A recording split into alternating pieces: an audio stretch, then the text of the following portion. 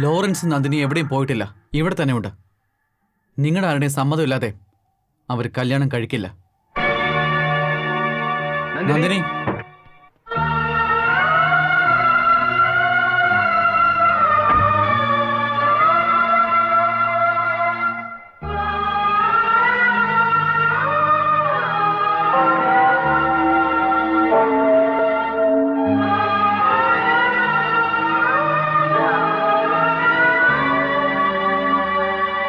Lawrence,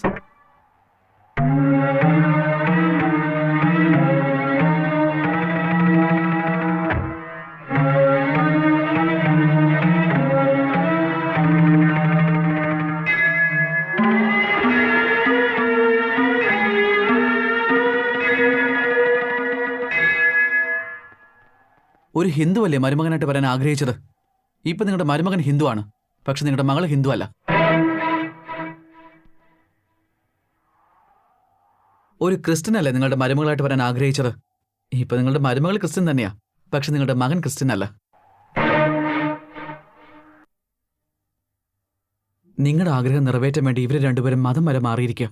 ഇപ്പൊ ഇവരുടെ ആഗ്രഹം നിങ്ങൾ നിറവേറ്റി കൊടുക്കില്ലേ?